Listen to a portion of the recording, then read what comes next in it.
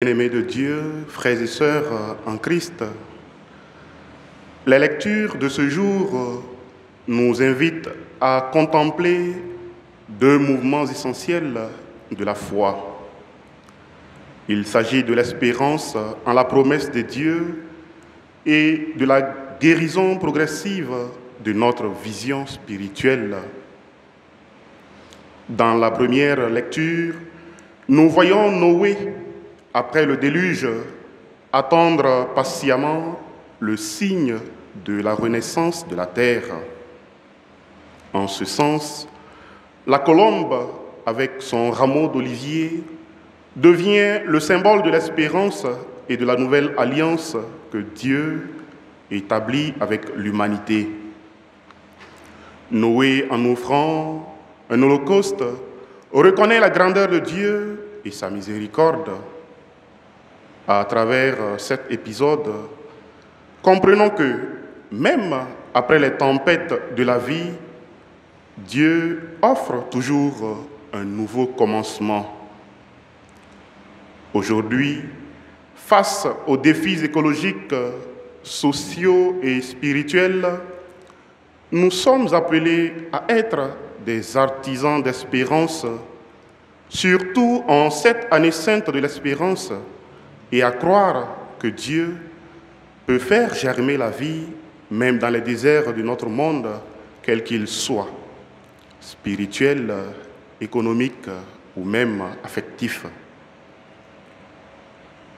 Le psaume responsorial répond à cette lecture par une action de grâce. Comment rendrai-je au Seigneur tout le bien qu'il m'a fait ? Dans nos environnements souvent marqués par l'ingratitude et l'individualisme, le psalmiste nous enseigne à reconnaître les bienfaits de Dieu et à y répondre par une vie de louange, de service et de générosité envers les autres.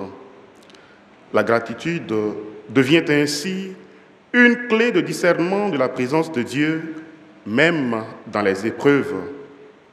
L'Évangile, quant à lui, nous présente le récit de la guérison progressive d'un aveugle. Jésus ne restaure pas immédiatement la vue de l'homme, mais il le fait en deux étapes. Cette progression symbolise notre chemin de foi. Il nous arrive de ne pas voir clairement la présence de Dieu ou son plan pour nous. Nous discernons des ombres, des formes floues, comme l'homme qui voit des arbres qui marchent. Mais Jésus ne nous abandonne pas dans cette vision partielle. Par sa grâce, il nous conduit à une vision plus profonde, plus nette, jusqu'à ce que nous puissions contempler pleinement sa lumière.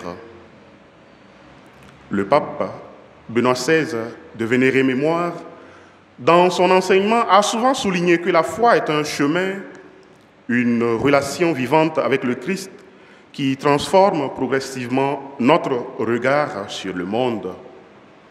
Dans notre actualité, où les crises et les divisions obscurcissent souvent notre vision, notre horizon, cet évangile nous rappelle que la guérison spirituelle est encore possible.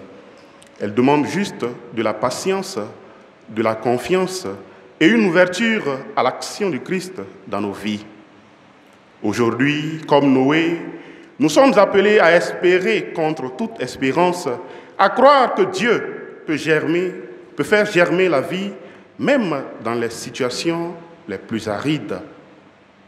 Comme l'aveugle de Bethsaïde, nous sommes invités à nous laisser toucher par le Christ, à accepter que notre vision spirituelle soit purifiée et approfondie. Enfin, comme le psalmiste, nous sommes conviés à rendre grâce pour les merveilles que Dieu accomplit chaque jour dans nos vies.